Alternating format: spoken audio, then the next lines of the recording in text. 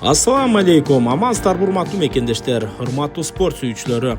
Биздин YouTube каналда кыргыз спортундагы акыркы жаңылыктар уланат. Бул жолку чыгарылышта сиздерге 14 марттан 15 мартка караган түнү Америка Кошмо Штаттарынын Лас-Вегас шаарында өтө турган UFC Fight Night 269 турниринин алкагында беттеш өткөрө турган мекендешибиз Мыктыбек Оролбай уулунун кезектеги беттеши тууралуу айтып өтөбүз. Бул жолу кыргызстандык мушкер Крис Кёртис аттуу үчтүү тажрыйбалуу UFC'нин ардагер мушкерлеринин бири менен беттешет. Бул беттеште жеңүү мүмкүнчүлүгү канчалык алдыдан аздеп көрөлү. Биз менен калып туруңуздар.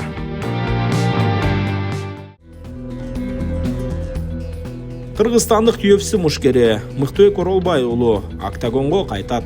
Ал 3 күндөн кийин Лас-Вегаста өтө турган UFC Fight Night 269 турниринде Крис Кёртис аттуу Америка Кошмо Штаттарынын мушкери менен кескелет. Кыргызстандык мушкер аталган уюмда 77 кг салмак чембирдигинде дебют жасаган менен андан кийинки беттештеринде 70 кг чыгып жаткан.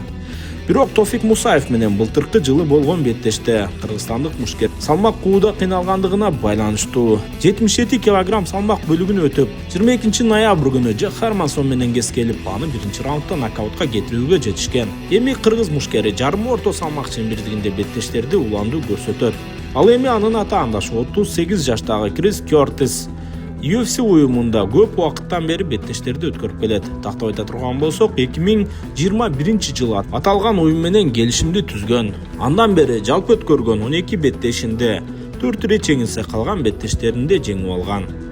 Кыргызстандык мушкер былтыр ноябрда утуп алган Джек Хермансон менен 84 кг салмак чембирдигинде кескелип, андан жеңилүүгө дуушар болгон жайы бар. Бирок Крис Кёртис андан кийин салмак чембирдигин өзгөртүп, дал ушул 77 кг салмак бөлүгүндө беттештерди өткөрүп келет.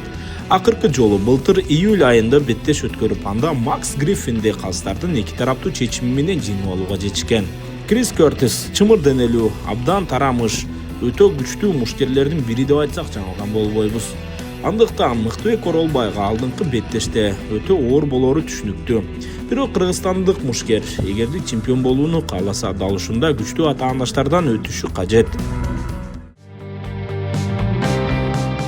Эми алдыда күтүлүп жаткан беттеште физикалык жактан бири-бирине төп келген мушкерлер беттешет деп айтсак жаңылган болбойбуз. Көпчүлүк эксперттердин ою боюнча кыргызстандык мушкер бул эрөөлдө фаворит иретинде чыгат.